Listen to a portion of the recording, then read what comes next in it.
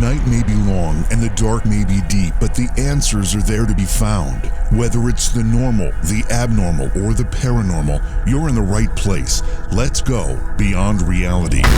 Welcome to the program. It's like we were just here, right? For those of you who are watching the Patriots Roundtable, you know exactly what I'm talking about. It's quite a quick turnaround, but we got it done, and we're excited to be here tonight. I don't know. I've done two shows a couple of times. It's not always easy. Tonight I'm charged up because of how much fun we had on the other programs, so I've got a lot of energy that I'm carrying over. I'm looking forward to my discussion tonight with Lynn Monet. Lynn was on the program before. She released a book when it was 2020, I believe, and she was on, and her book was called Omnipresent. Talked about haunting and experiences that she's had, and she's got a new book that's actually a follow-up to Omnipresent. It's called Omnipresent, What Happened Next?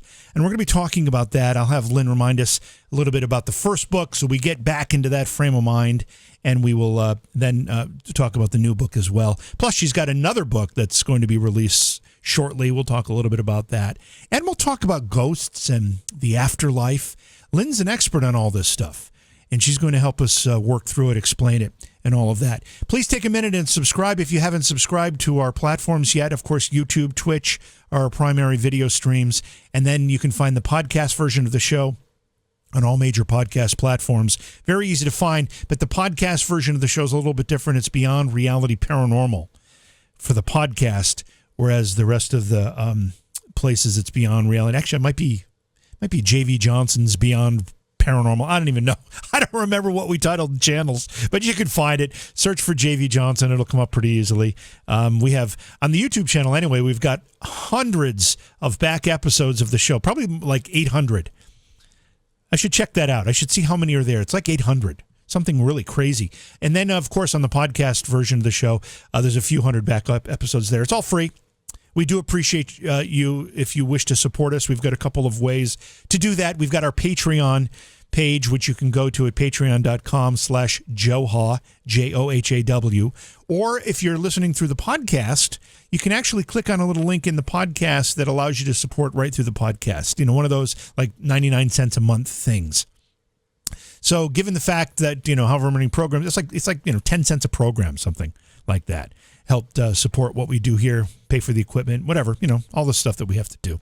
Anyway, so let's go to break. Let's get Lynn with us so we can begin our discussion. Again, Lynn Monet, author and paranormal consultant, will be our guest. We'll be talking about her new book. It's called Omnipresent, What Happened Next? It's a sequel or a follow-up to the book Omnipresent that she released a couple of years ago, maybe a year ago or so.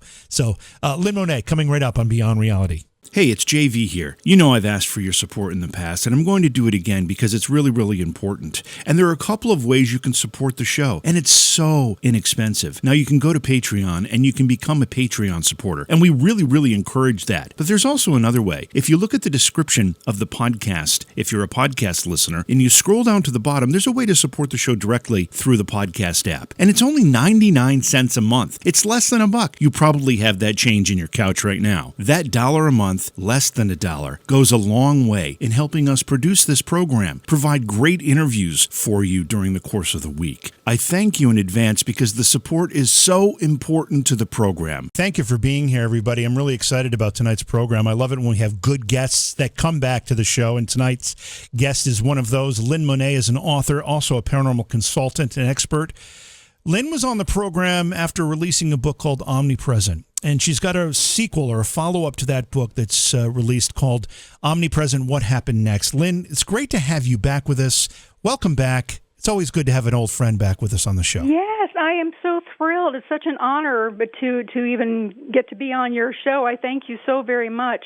It's great to be back. I'm trying to remember when you were on. Was it early 2020 that you were on talking about Omnipresent?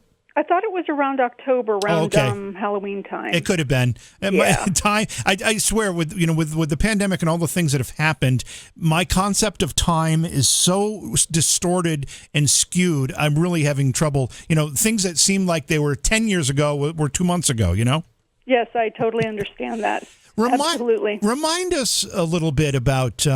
I'm not sure where to go first. Let's go with Omnipresent. When you were on about a year ago and we were talking about Omnipresent, just remind us what that's about, because that'll obviously lay the foundation of talking about the new book. Okay. Okay, Omnipresent, I wrote after 13 years ago. I purchased, unbeknownst to me, a haunted house, and I was never able to actually move into that house because it was that bad. So where this new book picks up, it picks up after that. A lot of people, actually, a lot of people came to me and wanted to know, what happened next. What are you doing now? What happened to the people that are living in the house now? Did you ever get a hold of the people that moved out before you and that sold you the house? So there were a lot of questions. And I was actually, when I was on the show last time, I was also writing a book called Colors of Heaven, Beginnings Never End, which is a book about dying, death, and afterlife. And I got to a point in the book where I was writing where I started to write about the difference between when a soul crosses over and when a soul chooses not to cross over. And it was kind of going into a little bit more of a darker area. Here's this beautiful heavenly story about, people crossing over and your loved ones, and now we're kind of getting into the little bit of the darker side of things, into the ghosts and things that are creepy in the night. So I decided to do the separate books, and I've now written the sequel to Omnipresent, which is the one tonight, Omnipresent, What Happened Next. And the Colors of Heaven, Beginnings Never End is still coming out probably around Christmas time. So it'll be a beautiful story to have around that time. But, I wanted to kind of give people, what they were asking for. So that's all in this book. And also I've learned a lot since then. Right. So, yeah. Obviously, the questions that you laid out that were kind of the follow-up questions when people asking, what happened to the house, what happened to the people that are living there, all those things. Obviously, those questions are often the ones that go unanswered after you hear about somebody's experiences, and sometimes they're the most important questions.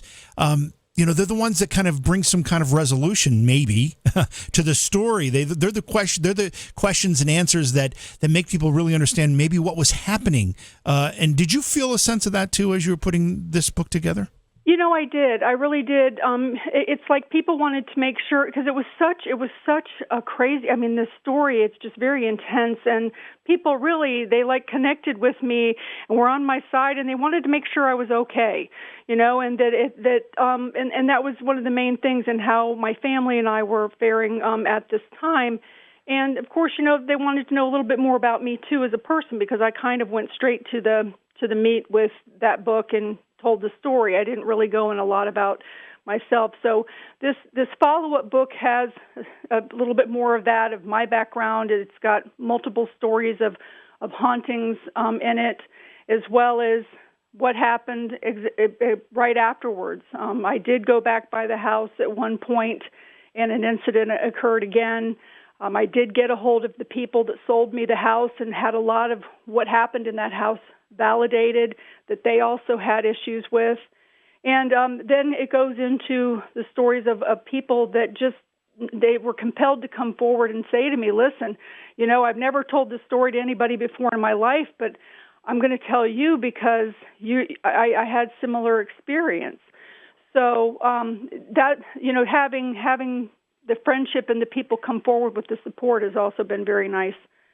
That way as well. Yeah, that has to be. I want you to do me a favor, because, first of all, the audience loves to hear the details when we start talking about these experiences. As horrifying or as frightening as they can be at times, people enjoy, or I guess they're just curious about, what happens in these situations. So remind us the types of activities that you were dealing with. You say you didn't move into the house. You never got a chance to actually live in it. What were the types of things that were happening? Well, the worst thing that happened in the house is my best friend was clawed to the point of bleeding while she stood next to me in the kitchen on her back and her stomach. That was like the epitome of it. We only actually slept 2 nights there. One night was myself with my children, and then the next time that we went, I took the dog, and things really started to amp up then. I had purchased the house in March, and being a single mother, I didn't want to take my kids out of school since there was only 8 weeks left. I was going to commute back and forth and figured that we'd move in during the summertime after some renovations were done. So we only actually spent the 2 nights there, and after that second night, we never slept in the house again. So I was having problems with the renovations, having workers stay to finish the job. People's tools were moving, lights were turning on and off, faucets were turning on and off. My dog did not want to stay in that house because she was also seeing things. And having my hair pulled, having people attacked in the house. After we spent the night, that second night that we took my dog, that morning, we actually woke up and my son had bite marks on his legs in 3 places. They looked like dog bite marks, but they were smaller than my dog would have left. And, of course, my dog wasn't prone to biting anyway. Right. But I remember asking my son, because they were purple. They were like bruised bites. And I remember asking my son, I said, what happened? And he said, I don't know. I said, well, did Sally do that? No. He couldn't even remember how they happened because they happened during his sleep in that house. And my daughter, too, she couldn't sleep in the house. She felt like things were staring at her.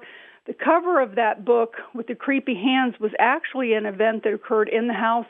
My son was in the master bedroom on the toilet, and that is what he saw coming in at him. Oh, wow. At 10 years old, and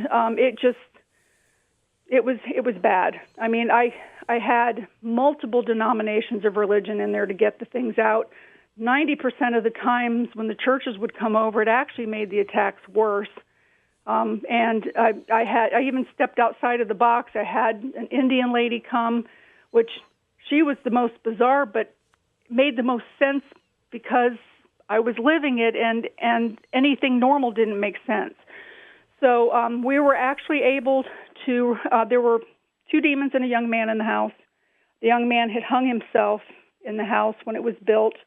One thing that I did learn, it's not about the age of the house, it's about the age of the ground that it's built on. Mm-hmm. So you don't know what was there before. I mean, in the Carolinas, you had the Civil War going through here, the Indians with tears, you had the witch hunts and all kinds of things that were here, so you just never, ever know. And so even a brand new house can be haunted if it's built in the wrong place. So those were some of the things that I did learn. And I remember you talking about it before, Lynn. There was nothing particularly unique about this house. It was just a regular house, right? Well, it was a 2-story split-level house. And for me, being a single mother, I was recouping from getting my credit scores back up post-divorce. And we were actually living in a single-wide mobile home that I had paid $5,000 for and fixed up. And so we lived there for about 6 years, and then I finally had gotten my credit scores up that I would be able to qualify for a house. Mm-hmm. And because of my single-person income, most of the places, I looked for a year, most of the places were in need of repair, or they had one bathroom, or they were next to a paper mill that stunk, or they weren't in a great area. So when this house came on the market, it was a 2,400 square foot, 3-bedroom, 2-bath house with a full family room and fireplace downstairs. It had this big 13 by 15 foot bonus room, and it had a garage, a double car garage. But if you pulled one in, you could actually fix 3 cars in there. So when my realtor called me and she said, one of my colleagues just came in, this house, she hasn't even put it on the MLS yet, but this house is in your price range and it is too good to be true. Well, man, that should have resonated with me. Yeah. Because she wasn't kidding. And the thing was, I remember when we were driving there, I was like, I kept looking through the papers that she brought, and I'm like, there's got to be something wrong. The price has to be $100,000 more than what they're asking for this house. There's no way. It's sitting on a Florida flat, almost 1/3 acre of a lot on a dead-end street. And I call the trick-or-treat houses so they're close enough that, the kids can get lots of candy during Halloween, which is what I wanted. And, I even had her call the other realtor a couple of times to confirm that, that there were no nuclear plants or sinkholes in the neighbor's yard or somebody murdered next door, and that the price was right. And it kept coming back that it was. And in addition to that, the people that owned the house had already moved out. So it was move-in ready. And come to find out, later from a neighbor, they actually only lived in the house for 6 months out of the year that they owned it before dumping it. Does Omnipresent, what happened next, or and any other, maybe you didn't write about it, but did you ever have a chance to talk to those former owners and I did. find out? Okay. Yes, I did. As a matter of fact, the way that the book actually opens is it talks about, it's called The Last Chapter First. And it talks about a trip that I was making on the interstate, and there was this big backup. So I just got off of this exit ramp, not really paying attention to where I was, and it just so happened that it was the exit ramp that I would normally take to that house. And I kept trying to parallel the interstate and find a way to get back on without having to go down any of those streets towards the house, but it ended up that I had to. So as I'm passing by the street where my house is, I noticed that there's a sign in the front yard, but I couldn't tell for sure if where they had it placed, if it was in the neighbor's yard or in their yard. And I caught it out of my peripheral vision, and I got curious, and I thought, no, don't tell me. You know, these people, I distinctly remember, you know, when we were in the house at one point, and I tried to tell them that the house was haunted, my conscience got the best of me, and I couldn't do to them what I had done to me. So I distinctly remember leaving out of the house, and the wife was coming down from the upper level down the stairs, and her husband was about 3 steps behind her, and she turns around and she says, "Why did you push me?" And he's like, "I didn't push you." She says, "Yeah, you did." He said, "No, I'm 3 steps back. I can't even reach you." And I knew that one of the demonic things in the house that would run those stairs and play with the locks had shoved her. So when they came out, I did try to tell them, and I'm thinking to myself, and they immediately cut me off. Because I said, "Do you believe in ghosts?" "Oh, no, we're Baptists. We don't believe in those sorts of things. We don't entertain. We don't talk about that stuff." So I said, "Okay." But anyway, when I saw the sign, my heart just sunk, and I thought, no, you know, it can't be. So my curiosity got me, and I turned into a street and then turned around and said a prayer for protection, got up enough nerve to go and turn down that street. And sure enough, it was a for sale by owner sign, and it was in that yard. And I felt so bad at that time because I thought, you know, the things in that house chased me out. They chased the people before me out, and even these people that have really, really strong faith, and I thought that I did too, you know, are being chased out. And I had at least hoped that all of the efforts that I had made with clearings and blessings and all of that sort of thing maybe had a delayed reaction so that they could at least, you know, live in the house peacefully. And it didn't. So I continued down the street, and before turning on the street, I had shut off my radio because I wanted to be very inconspicuous. I didn't want them to come out and see me passing by and invite me in, because that's the last thing I wanted to do. Right. So I went down to the end of the street and turned around. And as I'm coming forward, I see the house directly across the street, and they still have this huge Archangel Michael statue in the front yard facing my house, well, facing the house that I had sold. And just when I get up in front of the house, my radio turns itself on full blast. Wow. I kid you not. I couldn't get it to change channel, to turn it down, to shut it off. So I sped up and got off that street so fast I left skid marks.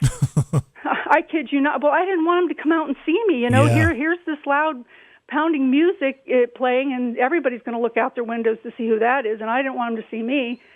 So I got off the road as fast as I could, and I went home, and, you know, it kind of got the best of me, and I thought, you know, now that I've sold this house, these people are going to be moving out of the house too. I really want to get a hold of the previous owners. I have to know. You know, I have to know what happened. So I went through the county records, and they were still living in the area.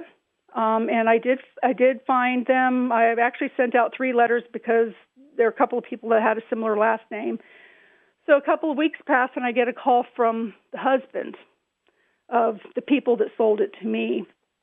And I said to him, I said, I told him who I was. I said, I have since sold the house. And I said, did anything peculiar ever happen, while you were living there? And he said, well, what do you mean by peculiar? And I said, well, like, it's haunted. And so he said to me, I think you need to talk to my wife. Oh. Well, that told me what I needed without saying anything. Yeah, it did. Yeah, so I asked him, if I could speak to her then, and of course she wasn't available. So I asked him, please have her call me back. I do need to talk to her about some things. So a period of time passed. I didn't think she was going to call me. Finally, one day, my phone rings, and I almost didn't answer because I thought it might be a scammer, but I did answer it. And here's this lady crying and crying on the other end of the phone. I'm so sorry. And I'm like, who is this? And she said, I'm so sorry that we sold you that house. And I said, oh my God. I said, I'm so thankful that you called me. I said, believe me, I'm not angry about this. I want you to know that there's no recourse, going to come back on you legally or anything because the house has been sold to someone else and it looks like they're selling it to someone else. But I wanted to see if we could compare some notes and make some sense of some things. And right. She told me, she said, they were actually like 2 or 3 hours late to the closing when I went to buy the house. And she was explaining to me, she said, she says, my husband and we got into a terrible fight on the way to that closing because I found out that you had children and I didn't want him to allow you to buy the house. Mm. And so, and that whole thing made sense because in that closing, she wouldn't look me in the face. She kept staring down at her feet. And even when I would speak to her, I'm kind of like tipping down, trying to get her eye contact. Yeah. And she, wouldn't say anything. But so we started to talk, and there were a couple of things that she had made mention that the house had been bank-owned when they got it, and that it had, the only flooring that it had in it was like linoleum flooring in the kitchen and the bathroom, that they had put carpeting down. And we were both talking, and of course I lifted the carpeting back up to put wooden flooring in everywhere. But we were talking about this one room in particular. It was a smaller bedroom, and how there was this film of feces smeared glaze all over that floor from corner to corner.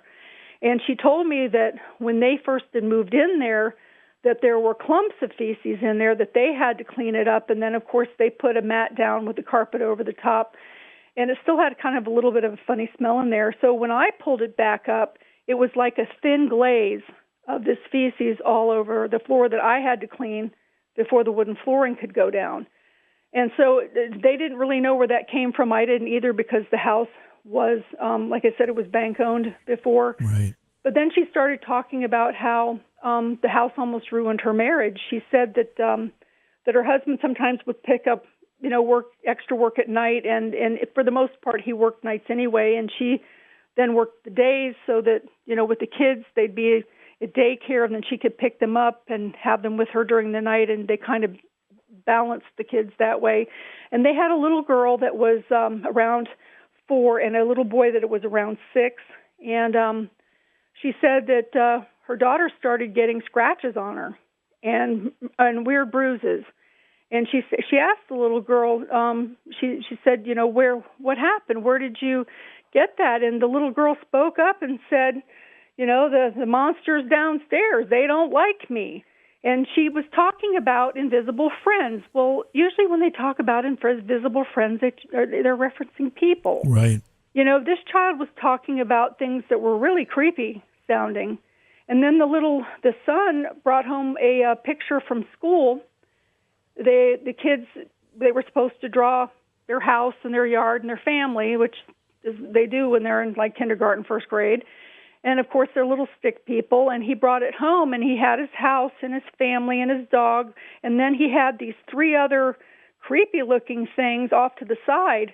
And apparently, the mom told me that when the teacher asked him who the other 3 people were, he said, those are the monsters that live downstairs. Oof. Yeah. So, yeah. Lynn, that's the stuff of horror films. Yes.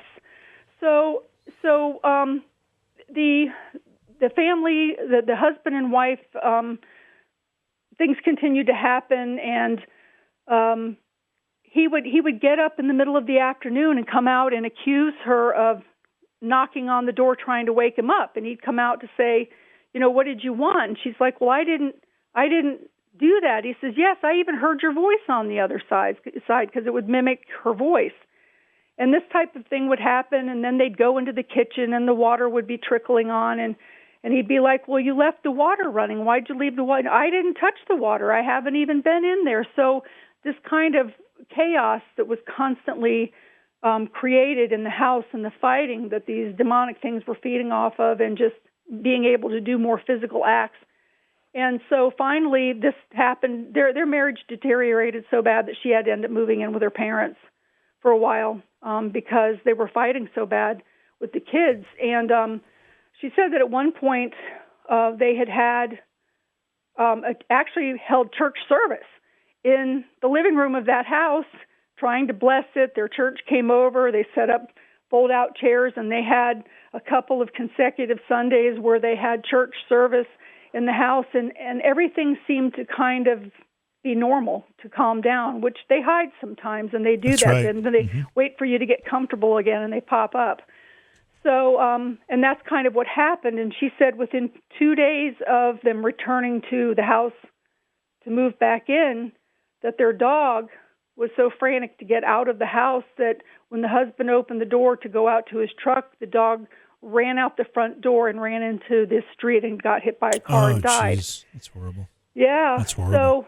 So they finally, after that second time trying to move back in, and the children were screaming, they didn't want to come home. Please, I want to stay at Grandma and Grandpa's house. And so they finally ended up moving out, and the house actually sat there for 6 months empty. There was some tax thing that they were trying to avoid to get a little bit of a discount on the taxes with that. If you live there less than a year, that you don't get. Right. And so they were doing that, but the house sat empty those 6 months, and they just came over and tended it and things like that. But she confirmed a lot. I mean, she talked about the bite marks too that would show up on her kids, and the claw marks, and she couldn't understand. She thought maybe that her son was playing with a toy that was causing that, because it also the bite marks were on the boy, not the little girl. The little girl was getting the claw marks and the bruises, and so that revelation validated a lot for me, and that's also written out in detail in the book of what all transpired with that.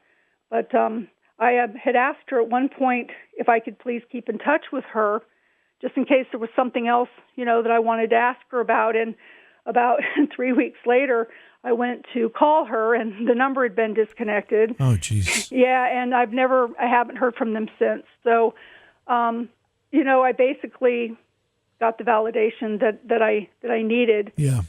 But it's like, if I could have, I would have burnt that house to the ground and left it. But I couldn't. Yeah. As a single mother, Not. I couldn't afford to pay the mortgage on it a month for those ghosts to live in there. Right. And we have to pay for somebody else to live, to live there. And the people that I sold it to, I made sure did not have children. I could not do that. I had a group of people. I had made the mistake, because they can hear you. They can't read your mind, but they can hear you. I made the mistake of making the appointment with these people to come and see the house, because I was selling it for sale by owner while I was in there. And the very next day, my mom and I go back to the house to add a few little touches to give it that homey look. We had cleaned everything. Everything was spotless. There was no garbage cans in there. There was nothing left that would draw anything. And my mom and I, we were walking up the walkway, and my mom says to me, "Lori, did you have the windows tinted on the house?" And I look up at the upper window, and when we left, the vertical blinds were open, but you couldn't even see the vertical blinds hanging there. And then when I looked to the window below, which was in the garage, there were all these flies all over that window, like half filled, but the ones upstairs were solidly covered in flies. Oh. And so my mom and I, I'm like, oh my God, those are flies. I mean, there was nothing to draw them in there, nothing, no food. The toilets were flushed. There were no mops, no garbage, nothing was in there to draw those flies. And we expected when we went into the front door to be swarmed by them, but the flies were actually all over the windows because they were trying to get out of the house too. And they were big flies. They were not hatchlings. There were no maggots, and they had speckled like all over the the windowsill and around the frames with fly doo-doo. And so my mom and I had to clean that. But there were a couple of windows in that breakfast nook area that had actually been painted shut. The windows were broken. And so I couldn't understand how the flies managed to get in between the paint itself and the screen, because the screen was in tight and it was not damaged. There were no holes in it, other than the little tiny holes that you have in a screen, Sure, but right. there wasn't any damage to it. And I literally had to take those screens out of the window and usher those flies into the room because I couldn't get the glass part of the window opened. And my mom and I had the front kitchen window opened with the screens off that we were flogging them out, to get them out, and out the back sliding glass door. And I remember those people were supposed to be there in an hour. Oh, jeez. Yeah. So my mom and I, we're like going crazy trying to clean everything, get all of these flies out. And they were on every window, but they were more solid and condensed on the ones upstairs.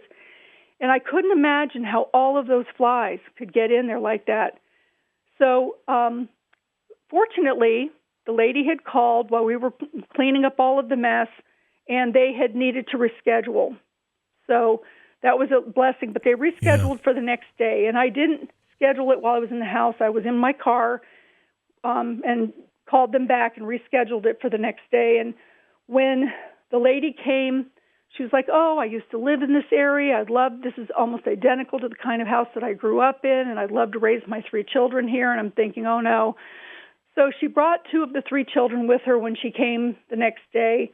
And they, just like my children, we entered the house, they run down to the bedrooms, they're picking out their space, they're excited, and then they ask to go downstairs. Well, they both came back upstairs with eyes like a deer in headlights, and I hear the little girl say to the boy, so whatever the oldest kid was that wasn't with them that day, so-and-so can have the creepy room downstairs. I'll take the little room, because nobody wanted the little room, which was the one that was smeared with feces on the floor. But at that moment, I knew that I could not, as a mother, sell the house to anybody with children. Yeah. It's one thing to have to deal with criminals at large, but it's another thing to have to deal with things that you cannot see. And when your child comes to you and says that there's something under my bed and in my closet, or even in my bed with me, and there's nothing you can do, they all jump in bed with you while you're getting the covers pulled off, I couldn't do it. And that's why I decided, to leave. I had so many denominations of religion come. I had a Episcopalian priest come up from Georgia with a paranormal group. His name was Andrew Calder, and he since has passed away. But he kept telling me, he said, "No, Lori," he said, I'm sorry, Lynn. He said, no, Lynn, that you need to stand your ground with this house. You need to keep this house. It's your house. You need to stand your ground. And I told him, I said, look, I cannot imagine if I had family and friends over for a Thanksgiving dinner and I see something, because when you're around them so much, you get used to seeing them. When I see something walk through the room and I start screaming at them, "In the name of Jesus Christ, get out of my house," I can't imagine how many of my guests are going to want to stay and eat. And not only that, how many of them would even consider inviting me to their house because I might be bringing more than chocolate cake. So I told him, I said, I can't do that. I cannot put my children through this. My home is my haven. I will never, ever feel comfortable here. Right. I feel like my privacy has been invaded, and I'm not sharing a house with a bunch of ghosts and demons. So that was it on that. But I had, 4 sets of workers that came to the house. The first 3 sets disappeared by 2:00. The last one was stoned all the time. But he did good work, and as long as he wasn't stoned around my kids, I didn't care, because I wanted to get the work done so that the house could be sold. And people with addiction kind of carry their own little demonic monkey on their back, those archons. That's right. So he kind of had his own thing going, and they didn't bother him. So I was glad. But yeah, it was just unbelievable. I wanted to ask about the owners prior to you when you finally contacted them, and you were talking about how it almost ruined their marriage. The house and what was in the house almost ruined their marriage because they were fighting all the time. Is it your opinion in retrospect, as you were digesting that information, that the reason they were fighting is because of the maliciousness of the activity? In other words, whatever it is, knocking on the door and the husband thinking the wife was at fault, or was there something more of a possession thing going on here, where it was actually changing the mood and the personalities of one of those two in that marriage? Any ideas? I believe that it was all of the above. Really, it was a combination of things, because there was one point that she made mention that her husband got so angry over something small. Again, for some reason, this kitchen water faucet kept turning itself on. It did the same thing with me when I lived there. And he kept accusing her of leaving the water running, and she kept saying that she didn't. And she said that at one point, he was so angry that he started raging at her, and his eyes went black. Oh, well, that'll tell you, yeah. His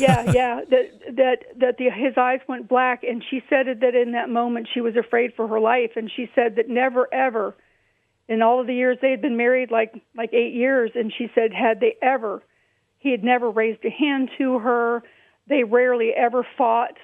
They were a good team. But that these things, he was just raging and angry at her, and it frightened her. And that was the time when she saw his eyes turn black that she left and went to her parents' house and started staying there. That was probably smart. How long were they in the house? Do you know? 6 months. They were in there 6 months, and then it was empty 6 months in between. Yeah. And you stayed 2 nights, but never really fully moved in. Nope. And I sold it after 8 months. I didn't care about the tax break. I was done. Yeah. You talk about your kids, you talk about their kids, you talk about kids of prospective buyers that you were showing the house to, and you wouldn't do it to the kids because, it's one thing as adults to deal with that kind of activity and to face it. But when the kids start being affected, there's no way to really reconcile that if it's malicious activity, if it's something, and I'll use the words demonic or evil, you can't. You cannot allow your kids to be in that circumstance. No, that is so true. Talk about my son to this day, he is now 23 years old, and he was, he was around 9 or 10 when that happened. Mm-hmm. And to this day, he has such post-traumatic stress from that he will not sleep without the light on. Yeah.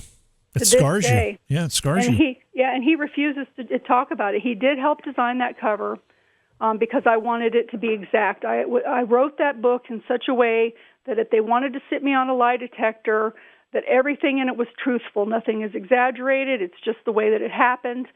And so I wanted the details of the cover to be exact of that incident that occurred with him in the bathroom, and but to this day he will not speak of it. Lynn, it scared him so bad. Lynn, is the cover of Omnipresent What Happened Next the picture of the house on that cover? Is that the house? Yes, it is.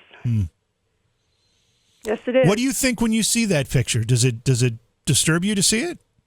Yes, especially when you look at the window of that house. Yeah. Now that house.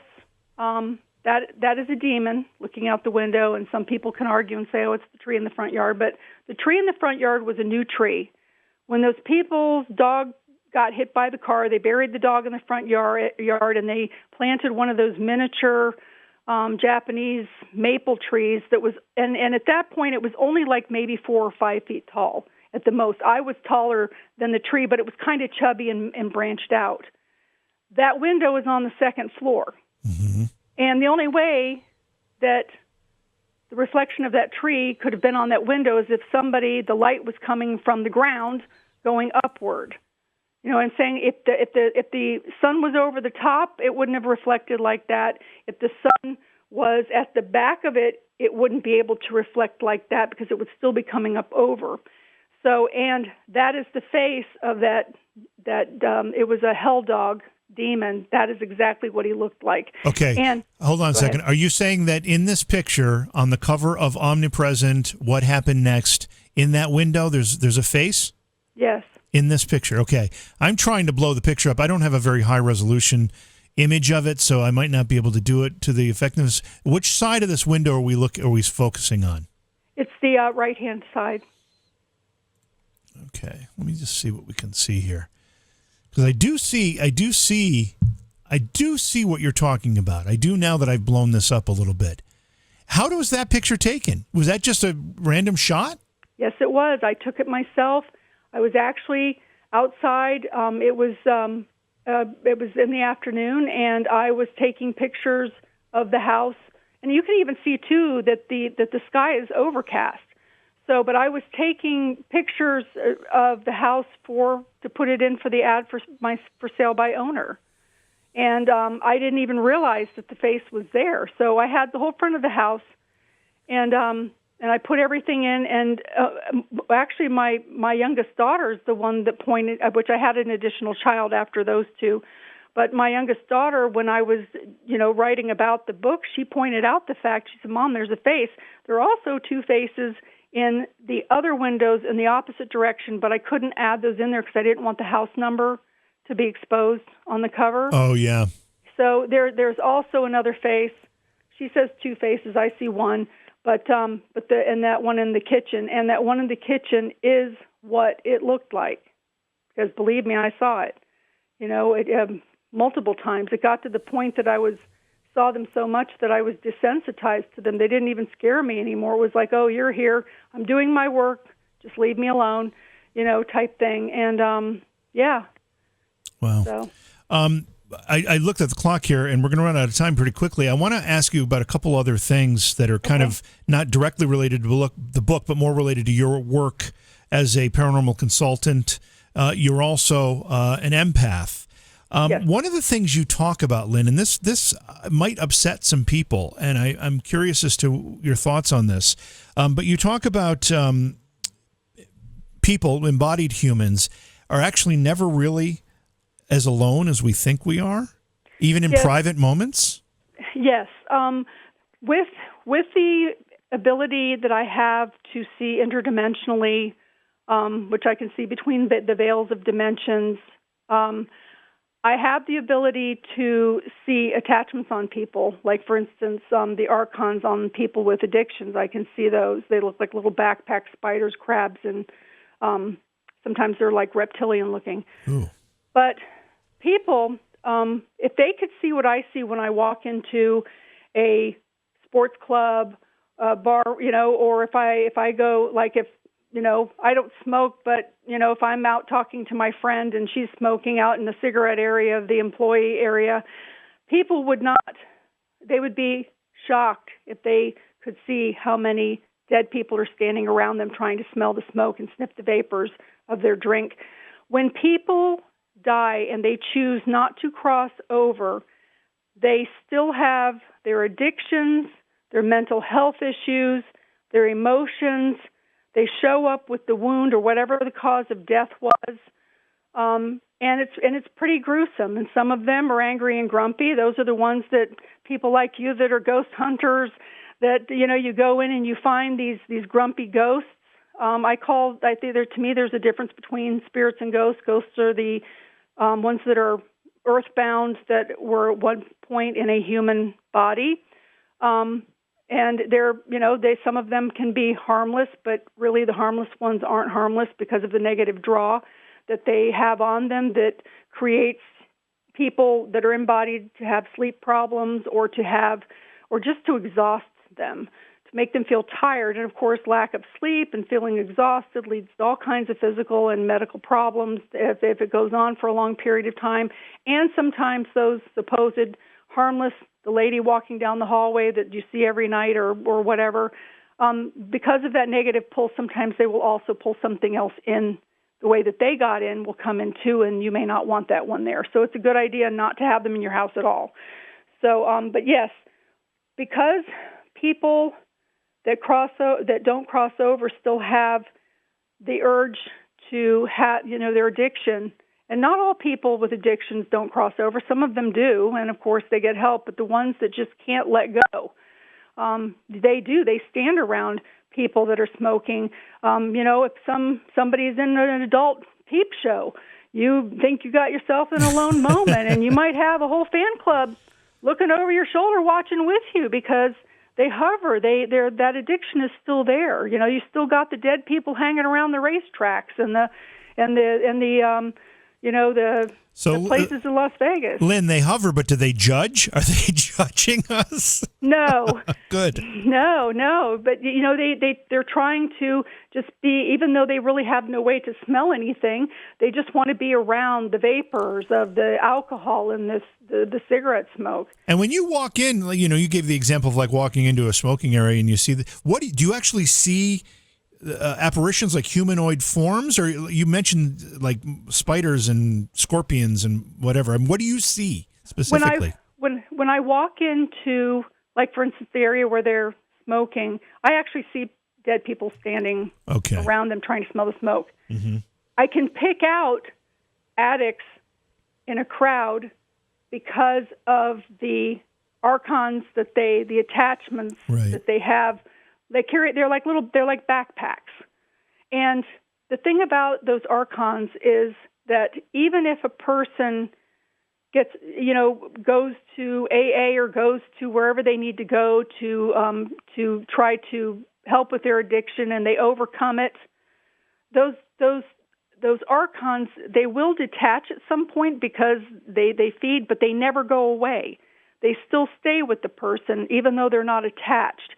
I had a relative that was a cocaine addict and alcoholic, and he had this reptilian one that was on his back. And whenever he would plan to come up and visit from Florida, I, like a couple of days before I would even get the call, that thing would precede him, and it would be in my house, and I would see it jumping diagonal from corner to corner, back and forth in the ceiling. It would never come down onto the floor. It never came down onto the furniture. It always would stay up high.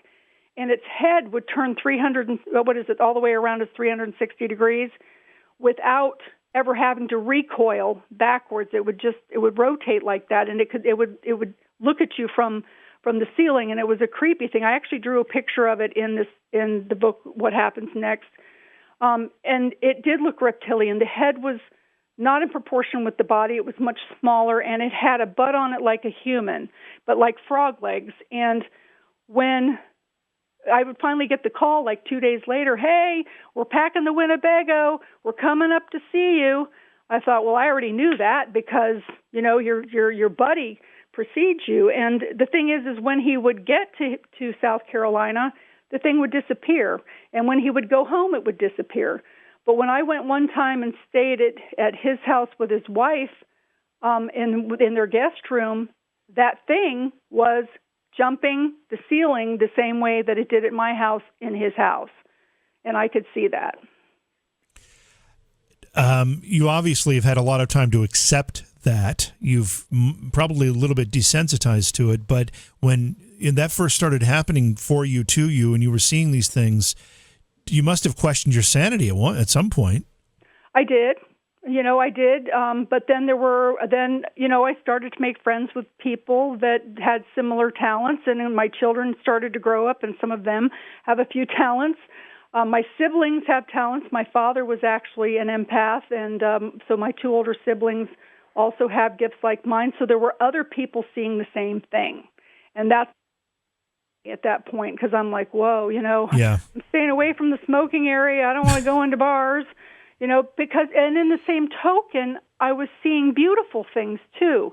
I was seeing the angels and families and loved ones coming to connect with their loved one and help them transition over. I could see, from a medical standpoint, the body physically transitioning into death and the preparation, and medically, on the human side, but on the other side, I was able to see the beautiful preparation that the souls that were waiting for the rebirth of this spirit to come back to home and cross over, that what they were doing. I was able to see this all happening at the same time, and I'm hoping, I've got this, that part actually is being written in the Colors of Heaven, Beginnings Never End, and I really, really hope that the book brings comfort to people who have terminal illness or have lost a loved one. or they're just curious. Maybe they're afraid of death and dying. But it's a beautiful, very detailed story, and like I said, having other people see what I was seeing at the same time was validating. So I knew that I wasn't crazy, and plus I'm older, so I've been around for a while and kind of had some experience. So, but even as a child I grew up in a haunted house, so there were a lot of things that. We lived near a hospital and a nursing home. I mean, the two were paralleling each other. It was only divided by a service road. So we saw ghosts and patients down walking through our house, and we'd see, different, there were Indian mounds also in the woods off on the other side of the hospital. So we'd see Indians walking through, not like all the time, but, like maybe a couple of times a week. So, when you see that, you kind of desensitized to it. But for me, there was a period of time that my mother had changed religions, and it was a very hard time for me because I was just, condemned's not the correct word, but the religion scared me so badly about my abilities. I thought I was going to rot in hell, and at 10 years old, that's a lot to put on to a kid. So I started denying my abilities. And of course, when kids go through puberty, when they have those abilities, they kind of go dormant a little bit. They're not as strong, and then they reopen. But so I had a period of time where I was scared to death of the things too. And then as I became into adulthood, and I moved from my parents' home and started, learning things with other people and learning what the things actually were, and that it wasn't what I was terrorized with. Those abilities started to open again. Okay, so you grew up with this. You had a lot of experiences, it sounded like, as you were growing up. Yes. You've got these sensitivities. You've learned to live with them. You learn to deal with them. Yet you buy a house that has activity in it, and I'm assuming the difference there that made you not be able to deal with it was the physical attacks. Is that what the difference was? Yes. Yeah, I mean, I couldn't have peace of mind there. I was very aware of them. They knew that I was aware of them. And I just, as a mother with children, I couldn't do that to my kids. The thing is when I first went into the house, I saw their peripheral vision, this man hanging in the stairwell. And I talked myself out of it. I wanted this house so bad. Yeah. We were living in a single-wide trailer with a creek that had snakes and stuff in it, and I wanted a yard for my kids to play in, and this was like a palace in comparison to anything else that I had seen, and I had been looking for a year. So I'm sure that I overlooked a lot, I ignored a lot, and I assumed too, because when I was starting to get back in touch with my gifts, I kind of went through a New Age thing where it was said universal law, and these things can't hurt you, and you can tell them to leave. Well, that didn't exactly work either, but I didn't know that until I got into it. And, and then the things didn't work the way that I was taught that they were supposed to work. So, it just, here I am. We're out of time, Lynn. Can people buy and read Omnipresent, What Happened Next, without reading Omnipresent, or do they need to go together? No, they can. I actually did in the foreword a quick little rundown of a short story. So if they don't want to have Omnipresent, they can pick up, as long as they read the foreword, and go forward with Omnipresent, What Happens Next. The books are being sold through my website only. I've had scammers that have set up pay app accounts under Lynn Monet. I even found somebody under LinkedIn, owner, Wow. With my real name, with owner of Lynn Monet, Omnipresent, with some other lady's picture on LinkedIn. I've had to go through a lot of red tape to get some of this stuff removed. So Please order it through lynnmonet.com. You're guaranteed to get your book. I can't be responsible if you purchase it from somewhere else that somebody scams you out of your money. So please, buy it from me and be guaranteed that you will get it. Plus, I'll sign it for you. And, it's been bad. I've had so many. I have a guy selling my books on eBay. I've had so many scammers steal this Omnipresent book. So I want to make sure, I don't want my name either to be blackened because these scammers are taking people's money and not giving them their books. So I want to make sure that everybody gets what they're wanting to get. Right. Again, it's LynnMonet.com. Lynn with 2 N's, right? Yes. Yeah. Fascinating stories, Lynn, and you do such a great job of relating it, and you can feel the passion in your voice when you tell these stories and understand how it affected you so deeply. So thank you for coming. When is the next book out, by the way? I hate to rush ahead here because Omnipresent, What Happened Next is your new book, but when do you expect the next one to come out? I'm shooting for December 15th. Mm-hmm. It's gonna, the pre-sale will start November 1st, and the book will actually be released on December 15th, and I would love to come back and talk about it if you'll have me. Yeah, we will absolutely do that. And this is a different book. In fact, you kind of hinted that it might actually provide some comfort for folks.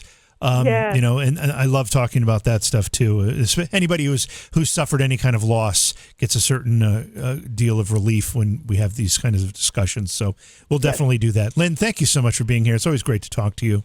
Thank you. It's my pleasure, and it's been an honor. Thank you so much. Beyond Reality Paranormal is hosted by JV Johnson and produced by Orion Palmer and Slick Eddie Edwards. Like us on Facebook and subscribe to our YouTube channel. Please consider supporting the program either through your podcast platform, click on the link in the description, or on Patreon at Joha Productions. If you'd like to be a guest on Beyond Reality Paranormal, or you have a recommendation for a guest, contact our producer, Slick Eddie Edwards. Eddie is spelled with a Y at slickeddieedwards@gmail.com.